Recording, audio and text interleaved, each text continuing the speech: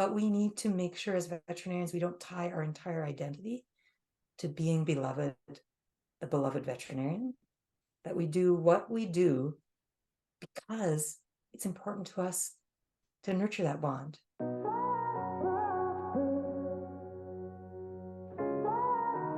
Have you ever felt scared, frustrated, and just needed support? We all have. Getting into veterinary medicine, we have these feelings, especially as we are younger professionals. But even as we get older, we will need to learn new things, or things will happen in life where the support of others helps us find the courage we need. This episode today with Dr. Elaine Klemmensen is a story of courage. It's a story of two veterinarians who went from newlyweds and newly vets to practice owners and then careers they never would have expected. Elaine founded Evolve Leadership Coaching and Consulting, where she's helping leaders connect with their values, define their purpose, and transform their veterinary hospital culture. Elaine talks frequently of the unique supportive partnership with her husband and how they discovered the most important things in life, which have helped them thrive in all aspects. Elaine is very insightful and offers wisdom no matter where you are in your career or life. Now, on to the conversation. I think you said that you may be an early identifier. So when did you know that you wanted to get into veterinary medicine? I've never heard that term, early No? identifier. Oh, Marcy Kirk. I think I heard it from her first. Oh, that's hilarious. Oh, well, okay. I my name is Elaine Klemmensen. I'm an early identifier as a veterinarian. Nice. So yes, I always felt a real connection to the animal world. I grew up on a family farm, and from a very early age, I loved animals. I was the second child. I was supposed to be the son that would take over the farm.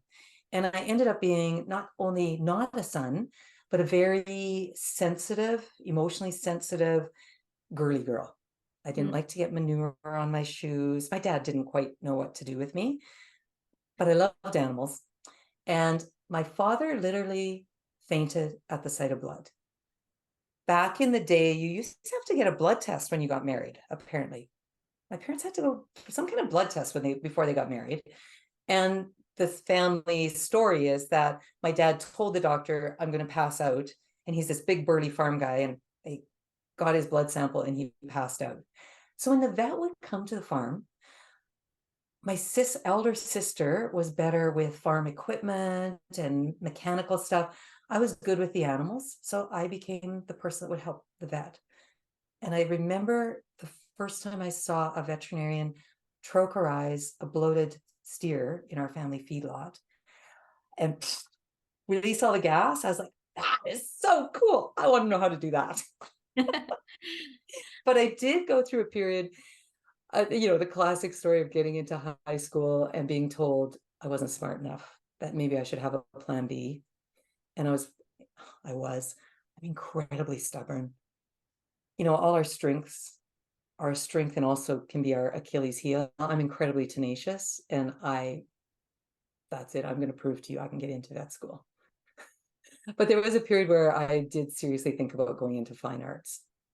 Oh, Very different career paths. yeah. Coming from a sort of conservative prairie farm family, the idea of telling my father and my mother that I was going to be an artist, not a veterinarian, I just knew it wasn't going to fly. And it was a good choice, quite honestly. Off to vet school I went. Yeah. And you met your husband in vet school? Is that right? I did. So I had a boyfriend when I entered vet school. I went to the University of Alberta in Edmonton, Alberta, Canada. And then in Canada at the time, we had 5 veterinary schools. The new Atlantic Vet College had just opened the year I applied, but you're pretty much regionally limited based on your residency. And so Saskatoon, Saskatchewan, the Western College of Veterinary Medicine is where I went. And I think other veterinarians have had the experience of you get grouped in vet school alphabetically. So my maiden name was Leichner, a good German name. My husband was Klemmensen. So we were in the same lab groups and lab partners, and he was my buddy. We were friends. And it wasn't until my second year of vet school, Rob, my husband, had gone to the Queen Charlotte Islands, to Haida Gwaii, is what I should be calling it. Haida Gwaii is a group of islands north of Vancouver Island, off the coast of British Columbia, sort of between Vancouver Island and the Alaska Panhandle. It's an amazing part of Canada. And so he had gone out there to work on a ranch and in a veterinary clinic. The father was a purebred Hereford breeder. The son was a veterinarian. And he spent 4 months out there as a farmhand and working in the veterinary clinic, came back to vet school and said, Elaine, you have got to go to Haida Gwaii next summer. You're going to love it. They're awesome people. You should go. And so the year went by. We're still just friends. I decided, yeah, I'm going to apply for that job. And I got it. And my dad didn't want me to go to Haida Gwaii. He wanted me to come home to the family farm. My boyfriend in Saskatchewan didn't want me to go all the way out there for the summer, but I went. And through that summer, the veterinarian's wife kept saying, why are you with this other guy? Because he'd come out to visit me. So the family I was living with had met my boyfriend, weirdly enough, also named Rob, met Rob number one and said, you need to ditch him. You and him, you need to go out with Clem. Everyone called my husband Clem for Klemmensen. You and Clem. And I'm like, oh, he's just my drinking buddy. He's not a boyfriend. But you know what? As the summer went by, sometimes you need to give yourself the space to really think and see things from a new perspective. And I realized he was a great guy, my current boyfriend, but he wasn't the one I wanted to spend my life with. So I broke up with him, went back to vet school, ended up 6 months later dating my current husband. That's how we got together. And it just felt, you know what, because we were friends first. And I think because I really admired and respected and liked him. It's kind of cool when it works out as friends and then grows into something more. So you were talking also about this job that you applied for, and it sounded like it was maybe a mixed practice as well. So is that something Yeah. that you were thinking about going into long term? Yeah, well, for sure. You know, growing up on a farm, both of us came from prairie farms, my husband and I. What we knew of veterinary medicine was rural mixed animal practice. Mm. And I had loved the James Herriot stories. In fact, one of my quote in my vet school yearbook book was a quote from James Herriot. And the story or the narrative I had painted for myself is I was going to be a rural mixed animal veterinarian, the female version of James Herriot, part of a small community, taking care of all creatures great and small. And my husband was into that journey too. He went to vet school a different route. He got out of high school. He came from a farming family where there wasn't as much of a push towards higher education. He was one of 8 siblings, a Mm. very poor farming family in southern Alberta. And his parents were amazing people, but a little bit more of a belief like, just be happy where you're at. Don't strive for more. So he worked in roof truss factories, farm labor. He would get laid off in the winters, and then at a certain point, you know, be living in his parents' basement again in his early 20s. He realized, I've got to do something with my life. What do I like? Well, I love being outside. I love animals. So he was a late, so what did you say? I was an early identifier? Identifier. He was a late identifier. And for him, it was a more intentional decision based on, they didn't have livestock on their farm. It was a grain farm. Mm. So he didn't have the experience working with veterinarians as a child like I did, or seeing what a veterinarian did. It was more, I like these things, so I'm going to go into veterinary medicine. And then it was a natural transition from that background to go into mixed practice. So we started in a practice in central Alberta with a solo doctor who hired this young couple just out of vet school. We got married right after vet school, and hoping we'd take over the practice. It was one of the traditional early vet experiences where you showed up on day 1, he showed you the ropes. Day 2, he's gone for a week, and we're going, oh my gosh, I was doing a C-section the second day in practice, a C-section on a dairy cow Oh, on an emphysematous fetus. oh my. Yeah, with me and my super green husband. And of course the cow died, and the farmer complained, and my boss said, well, we're just going to pay for the cow. My young vet screwed up. So I think that first year was super instrumental in Rob and I learning how to work together, because we needed to be each other's support. If we were at odds with each other, we weren't going to make it. It was a crazy year. Holy smokes, it was a crazy year. And as much as that early mentor was not a mentor, he was one of these guys who had a heart of gold. He was such a good man, but he was just this big, blustery. If you asked him, hey, this is the first time I've had to do an umbilical resection on a calf, like, give me some tips. What do you do? And he'd say, oh, you always do A, B, C. And then when things didn't go well, he had this hilarious voice. He'd come back and say, so what'd you do, Elaine? Well, I did A, B, and C. Ah, you never do A, B, and C. You do C, D, and E. It's like, Jesus. So looking back, we laughed a lot about him, but it was the days of being on call 24/7, no mentorship, two young vets, and we learned so much. And that community was so amazing to us.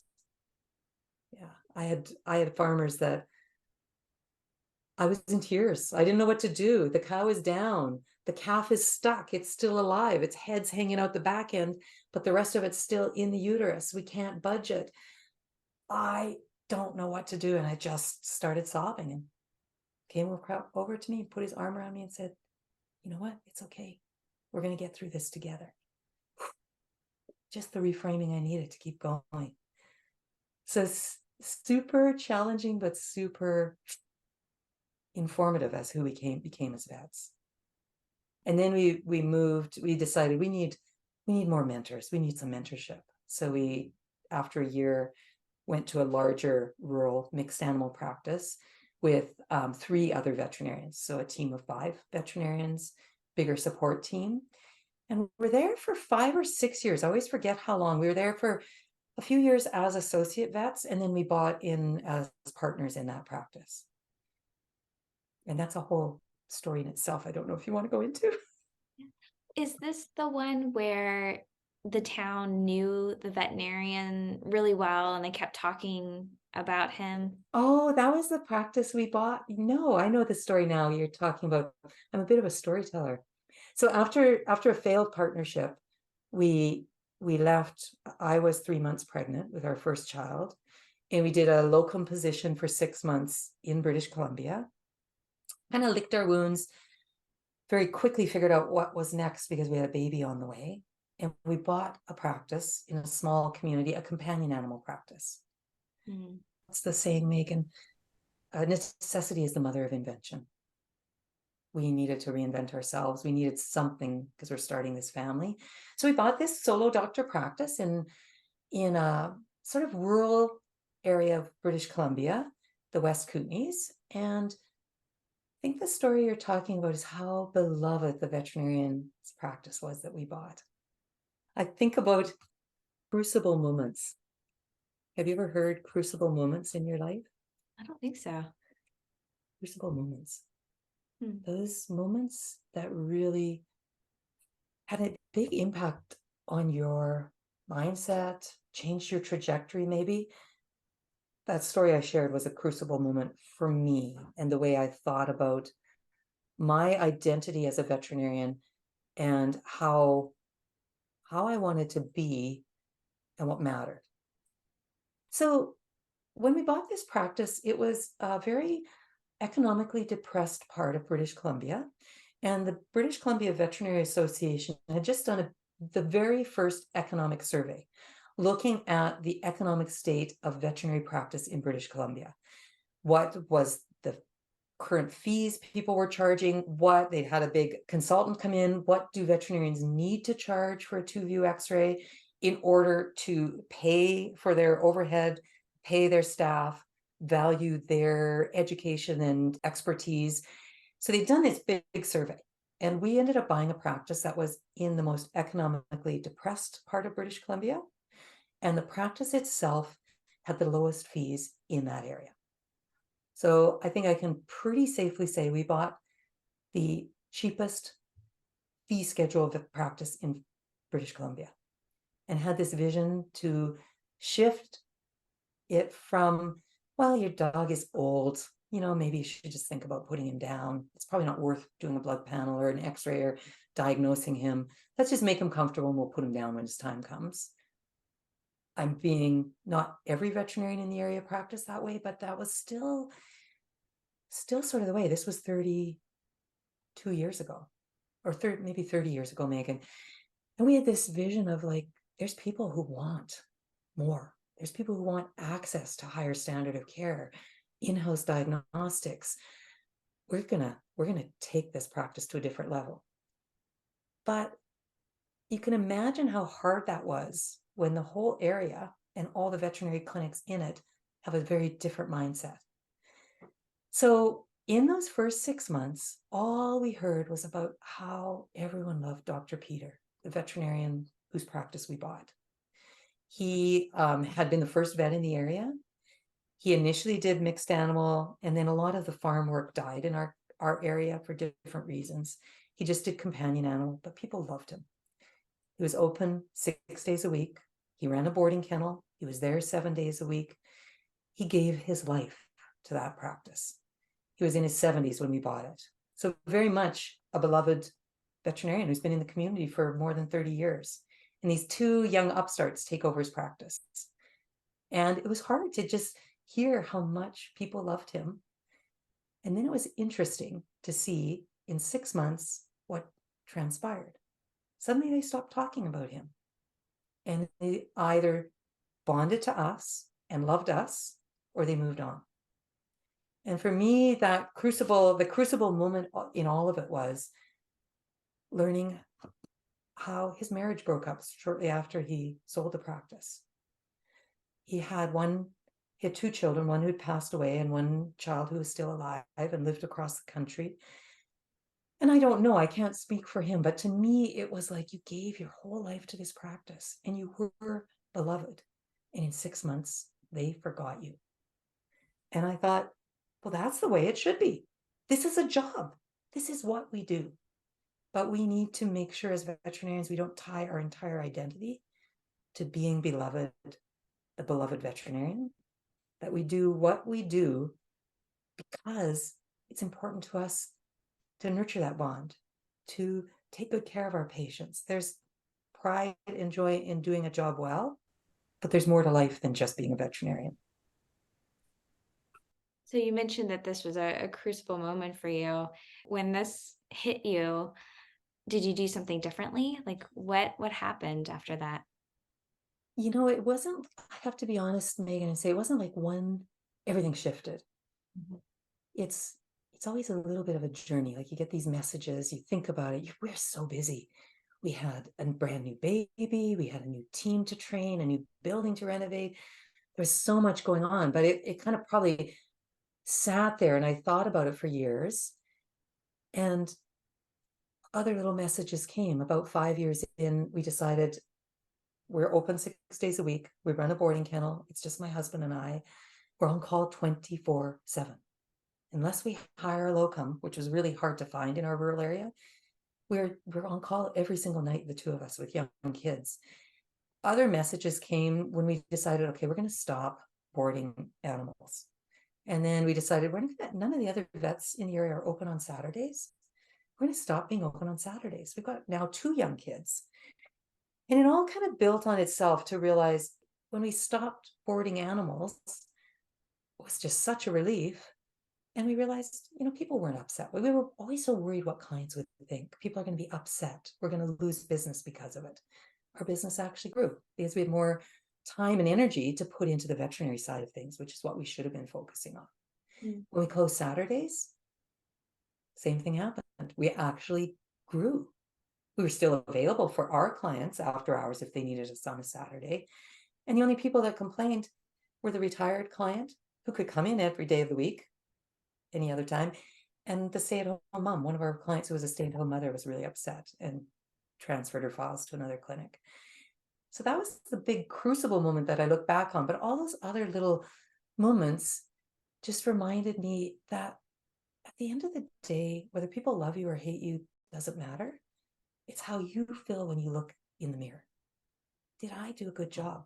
Did I show up with integrity? Did I do what I said I was going to do? Did I follow up with my patients? Did I give this patient the best care based on that family's needs and incomes and values that I could? Yes, I can look in the mirror and feel good about myself. That's more important than having external validation from clients. And I think my husband was also very good at saying, because I am such an achiever, saying, what's going to matter at the end of the day? Is it that you have a relationship with your kids? Is it that we're still married?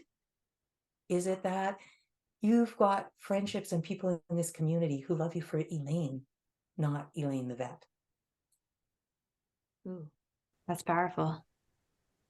To me, just listening to the story, it almost has this freeing feeling. Like at first it might be a little depressing, right? But then just hearing you talk about it's actually freeing. So, I don't want to put words in your mouth. How did you feel when that kind of all clicked?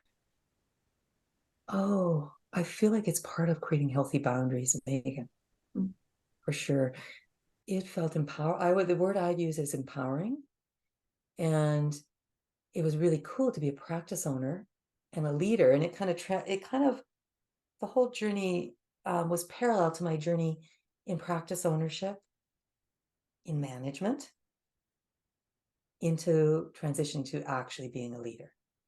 And as our practice grew from a mom and pop one doctor practice to 4 veterinarians and a support team, it was for me really powerful to help my young paraprofessionals, the RVTs, my associate vets that worked with me, start to learn the importance of do it for you, don't do it for them.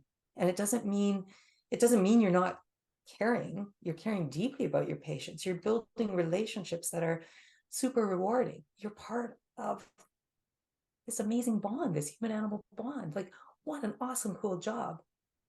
And it's a job. It's okay to create healthy boundaries, and helping them learn that, sometimes when the client calls and they push past your reception team so they can talk to the doctor, that feels really good. Oh, they want to talk to me. It feels really good to be the only one who can fix the problem. It gives our ego this little hit. But you're also your own worst enemy, because now the next time that client calls, they're going to push through to talk to you. Oh, I just wanted to book an appointment, Dr. Megan. Oh, okay, let me do that for you. And so teaching people the importance of honoring yourself and having autonomy and control over what you say yes and no to, and empowering our team to utilize our support staff and say, oh, you wanted to book an appointment? Great to talk to you, Mrs. Smith. I'm going to put you back to Jennifer because she is so much smarter at our scheduling system than I am. Next time you call, just ask for Jennifer. And I think we're our own worst enemy in thinking that, in wanting to be liked so badly, that we can't create those boundaries. And then it's just one of many things that we put on our shoulders that leads to that burnout. Mm. Because we've talked previously and you've been very generous with sharing some of your story, there was a point where like all of these are very healthy things that we need to implement. But there was a point where it sounded like you got to where it just was not enjoyable anymore. So do you mind sharing a little bit about that path there and kind of what happened? So you're so awesome, Megan.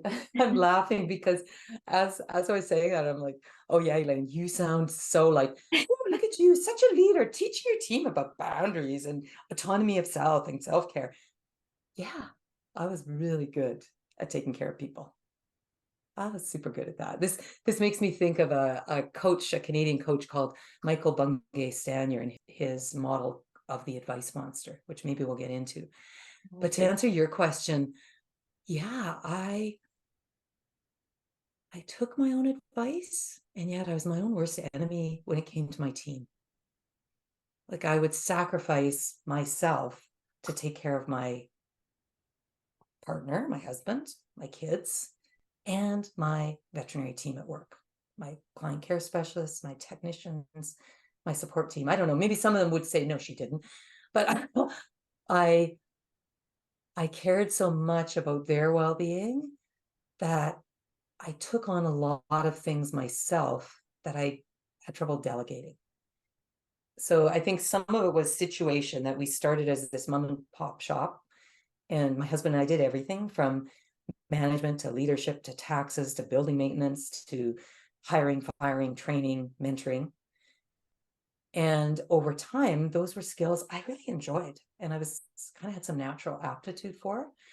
So I was the so-called leader, where I led the morning rounds, I led the staff meetings monthly. We closed for a morning every month and did staff meetings. As our team grew, we took 15 to 30 minutes every morning and did morning rounds to get us all on the same page before we started the day. So I was doing the leadership and I was doing the management. I had really key people who were helping with that, but if we had a back order, everything came to Elaine. If there was a client conflict and my staff couldn't work through it with the client, I was the one that talked the clients off the edge and sorted through that. I did our freaking social media. I don't know. Now I look back and think, how did I possibly do it? I coached team members on interpersonal conflict with another team member. I checked in with people. My door was always open. I remember my associate vet, who ended up buying the practice, when we took time off to go volunteering, my husband and I, and we said, this is your chance to try on leadership and see what you think about, being the one.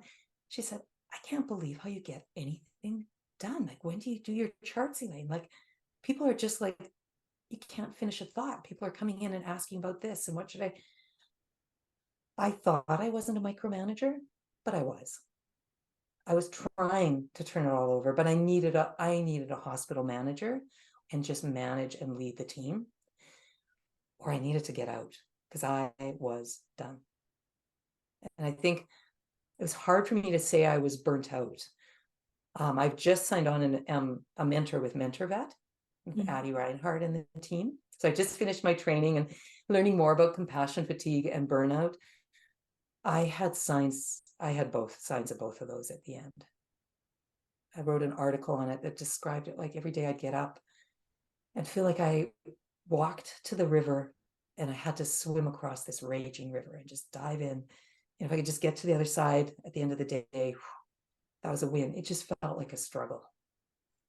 And so, not sure if I'm answering your question. I think now, looking back, there was a lot of pride tied up in being this person who could not only juggle a whole bunch of balls, but keep them all in the air. One of those balls was taking care of everybody else. And you can only juggle 50 balls for so long before you start to not just drop all the balls, but they all just come crashing down. And again, power of reflection. It was on a trip to Africa. We'd gotten some money from my dad, and our kids, our two amazing kids, were at a stage. One was on a Rotary exchange in Brazil. One had just started university. And we traveled a lot with our kids around the world. That my husband and I said, oh, we could go to Africa. We could do the irresponsible thing and go on safari. We've always wanted to go to Africa. And it was really just taking 3 weeks and leaving the country and being in this totally different environment, slowing down my crazy monkey mind and knowing I can't do anything. Whatever happens back at the practice is going to happen. I'm going to trust my locum, because from Africa, I don't even have access to the internet or a cell phone. I can't do anything. That I had this space to really think about it. And maybe another crucible moment on that trip, I remember My husband's earbuds had broken, and we were sharing one set of earbuds, listening to a song by Noah and the Whale, an indie band. And there's a verse at the end of your life, when you're looking back, I want to look back on my life and say, what a great ride. What a freaking amazing ride I've had. And it was just like this moment of going, I need to change. I can't keep doing this. And not so much I can't, I don't want to. I'm now, 48. I'm over halfway through my life. And there's a lot of stuff I still want to do. Something's got to give here if I want to do those things. It took a bit of time, as I recall, once we got back from that trip, to kind of sit with that thought and figure out what I was going to do about it before I even talked to my husband. And then it came out in a conversation where we were trying to figure out, the universe often throws you a lot of signs. And I was really bad at listening to them and just putting on my blinders and just plowing ahead. And the other sign was this solo doctor who was our colleague in our community. He had his own practice. For years, I had gotten the impression he was done. He was ready to retire. But he was waiting for his wife to hit 65, get the pension, and then they were both going to retire together. And suddenly he got multiple myeloma.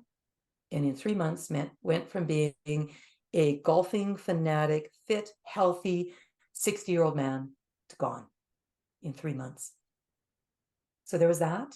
There was this trip to Africa where I realized, what am I going to do with the third of my life? Is this just nose to the grindstone, juggling all the balls, never having time for the other things that I love doing? Is that what I want? And so finally, I said, something's got to give. I can't work full time, lead this growing team, which this practice that's booming now because our solo doctor practice is closed. So all his clients are coming to us. And my husband said, okay, Elaine, we need 10 more years and we're financially solid and we can retire. 10 more years. And he looked at me, he could see my eyes, and he goes, well, five more years. And I just burst into tears and said, I don't think I can do 5 more days. Some days I don't think I can do 5 more days. And this is the value of having an amazing relationship with your partner. We had just finished paying off all this massive debt, from student loans to buying a practice to building a brand new state-of-the-art facility, which we built while our kids were young, paying off that debt, that $1 million loan. We're finally at this point where we could, in the next 5 years, sock some serious money away. And he just looked at me and said, okay, let's call a practice evaluator. Let's sell it. And it was like this weight lifted. There's a light at the end of the tunnel. Let's do it. And the fact that he did it with you too. He did it with me. And for him, I think veterinary medicine wasn't a passion like it was for me. It was more of a job, which was nice to have a partner with that different mindset, because he'd help me keep it in check, that I didn't completely lose myself in this thing that I'd always wanted to be. And it was really scary. It was really scary not knowing what was next.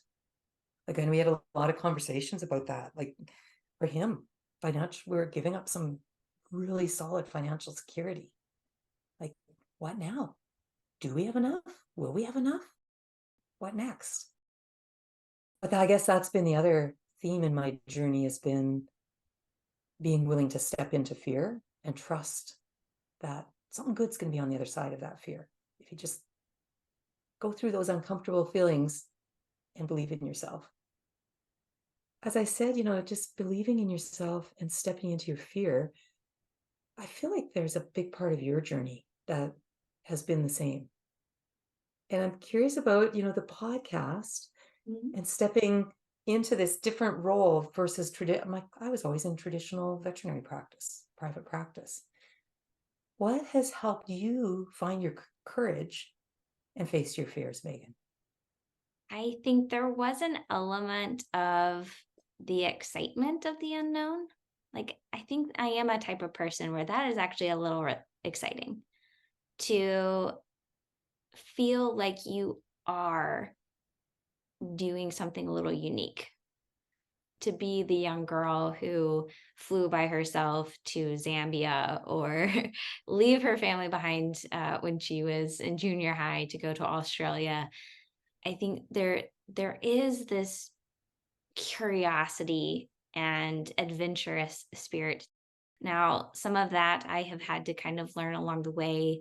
I think very similar to your own story, having a good support system has been crucial to feeling confident enough to take that step into the unknown, to the scary. And there is something that is stronger than the fear, and that is this desire to do something bigger than myself, to challenge myself to see what I can do with the life I have been given. All of those pieces, and I'm sure I'm missing some, that helps tremendously when embracing into the unknown or doing something different. I really like that. I really like that. And I think you hit on some things that resonate with me, and maybe why I felt really connected to you, Megan, even though there's, we're different generations, we've had different journeys in vet medicine, is that sense of adventure, Mm, that you sense definitely of have that. curiosity about the world. I grew up in this really sheltered farming community where I remember the first big trip my husband and I did was on motorcycles, and we rode down the coast to the tip of Baja and camped and rode through the US. And my family was really scared about us going into Mexico on motorcycles. But there's something about that adventurous spirit, that quest to see beyond the next horizon, and just that curiosity. And I love that. And I was thinking as you spoke that I think once you do it once, it gives you this sense of confidence and empowers you. And I think the biggest gift now as a mom, the biggest curse I've given my children, or the biggest gift I've given my children, is the gift of seeing the world. Because Mm. I loved to travel. I got that bug of adventure and experiencing the way other people live. It doesn't have to be this big adventure. It starts small. For people, when you're trying to figure out how do I get to that point where I'm a little bit more confident, I think Mm. even as adults or in our work, what's one thing that scares us slightly, just as in that little bit outside of that comfort zone, something that is a little not normal for us. And each time you do that, I think it starts to build that confidence. It makes it a little less scary. And so your comfort bubble starts to expand and expand. I really, I really love that. And I love that idea of it. And then I think to add to that is, and you learn to sit in that uncomfortable feeling. How are you going to celebrate that you did that and Mm, create a bit of space to think about what were the lessons that came out of that? Because that's then where really it becomes easier the next time. yeah. I really like that. We will definitely have to come back and have more conversations. I do want to acknowledge you are an amazing coach. And even in just the few conversations that you and I have had so far, you have been a wonderful listener. You have given great, great wisdom. And so, as you are constantly learning more in how to coach, and we bonded very much that we just have huge hearts specifically for the veterinary profession, and that's what this podcast is dedicated to. What is, I know you have many, but what's one thing that maybe it's been on your mind most recently that you would like to share with the veterinary profession? That's a great question. There's so many pieces to the puzzle of what's happening with our workforce shortages, our struggles with mental health, high rates of suicide in the profession, corporatization of the profession. People have opinions on that, and culture. And I think it's a challenge right now, Megan, because like on one hand, there's conversations happening that are so important that I've been in veterinary medicine 1991, so 32 years. That weren't when I graduated from vet school, we didn't have those conversations. We didn't talk about suicide. We didn't talk about mental health. We didn't talk about leadership. We didn't talk about culture. We didn't talk about authenticity, showing up as your authentic self, creative, safe, brave spaces for our teams. Those conversations were not happening. And it is so good that they're happening. We need to take off the blinders and look honestly at what's happening in our profession, in our own practices, and see the problems and not ignore them. And learn to sit in that discomfort of the really sucky stuff. I have coached colleagues who have had a member of their team die by suicide. That is so heavy. You can't walk away and ignore that. And yet, we have to find the joy and the hope and decide, what is the future we want for this profession? And it's finding that balance of saying we become the stories we tell ourselves. And I think the real challenge right now in veterinary medicine is that there's this really heavy, dark narrative: workforce shortages, burnout, compassion fatigue, suicide, young, amazing, talented people leaving this profession I love far too early because they don't have the leadership support. They don't have the cultures that they need to thrive and bring their whole selves to work. And that, you can hear it in my voice probably, that really, like, oh, it makes me sad. It makes me angry that our leaders aren't doing better to care for their people. And it makes me fired up to make a difference so that we can change that. So how do we create this powerful vision of what we want for veterinary medicine? What is great about veterinary medicine? What is the story we want to tell ourselves over and over and over again, so that, and neuroscience supports this, so that we become that story and still have room to take care of this other side of it. Does that make sense? It does. It does. And I don't have the solutions to that, but I think what you're doing is one. We've talked about the dropping the stone in a pond. How do we drop a bigger stone and create bigger ripples? But sharing our stories is huge, and leaving space for people to interpret your story, however, to take whatever lessons they need from it, and moving away from telling to, there's more than one thing you can get out of this. What are you going to do with this? And kind of embracing all those shades of gray, that this profession can be whatever you want it to be. And how can we make sure that we don't get stuck in our need to have all the answers? This is the other, I think this is the other really big challenge in veterinary medicine.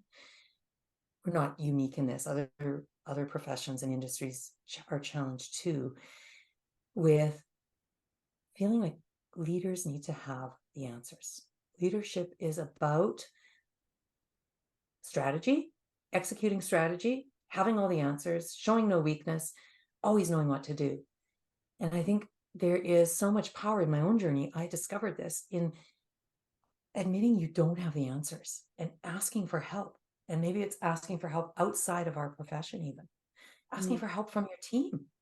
That was one of my 5 years before we sold the practice. I was just struggling with this growth in our practice. And we cannot meet the needs of our communities if all we can do is 3 surgeries and a dental in the morning. We've got to up our efficiency. And, my solution as a leader was to tell people what they needed to do. Have big strategy meetings. Here's how we're going to do this. Here's how we're going to leverage time. Here's how the schedule. Here's what this tech is doing while this tech is doing this. And Elaine's telling everybody what to do. And it was like a wall went up that people were just, they weren't in my face pushing back. They were pushing back by just not doing it and slowing down. And I stepped back. I was out for a ski one day and I was just so like, why? It's so simple. Why can't they follow what Elaine has laid out? The strategy is there.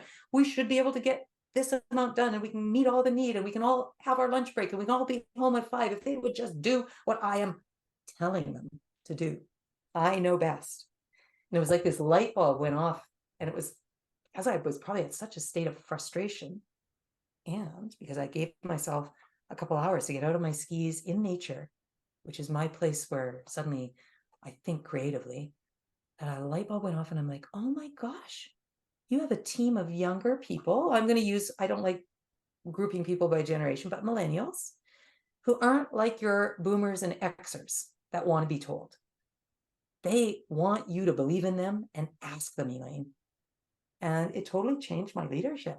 I went back, and a week later, took all our staff from the back end of the practice, the vet assistants, the vet techs. And I said, okay, we got a problem, and I am at my wits' end how to fix it. I don't know how to fix it. And we've tried all these things. You've seen me lead all these meetings and all these strategies, and none of it's working. But I think you guys know how to fix it. You guys are the ones back here enacting the plan. And I want to hear from you. What do you think we need to do? How can we ensure we get 5, 3 elective surgeries, 2 non-elective surgeries, and 1 dental done in a morning, and all get our lunch break? What's your plan? What's your ideas? I'm giving you the morning off, and I want you to just go brainstorm together, and then we'll meet, in 3 hours we'll meet, and I want to hear what you've come up with. It was a really unique way to lead a team compared to how I led them. Like for them, I think they must have thought, what's Elaine doing? She always tells us what to do. She's Miss Manager. And it was really powerful. They came up with some great ideas that worked. That's a coach approach to leadership instead of command and control. If you're genuinely curious, it pushes you out of judgment. So I like using it even in my coaching practice. It's challenging to coach veterinarians because it's easy to get into fixing. And coaching is all about a meeting of equals. It's about empowering another person to take ownership of their journey and to help reflect back what you're hearing so they can gain a different perspective, so they can see their blind spots, so you're helping them grow because you believe they are fully capable to enact whatever it is they want in their life. It's not counseling where they're broken and you're fixing. I shouldn't say broken, where it's not counseling where you're diagnosing and trying to fix a problem or solve a problem. It's not mentoring where there's a bit of a power differential, the person with the experience, the person without the experience. It's not consulting where you're an expert and you know how to tell people what they should do. It's truly a unique place where people are coming in and you see them as not broken, in need of fixing, that they have everything within them to build the life they want to build, and you're just helping them find that. I love that. Yeah. One final question, because I do think it is a lot of the heart of what we do. What are you most grateful for in this moment? When I think about our conversation, it's different. Like, I'm grateful to have met you, Megan, and to have a chance to share my story with the profession. And really what I am most grateful for, and we didn't get into sort of my limiting beliefs and my challenges that I have and continue to work on with my origin story, my family of origin. And so what I am so grateful, and I'm going to try not to cry, is the relationship I have with my kids. They are so young.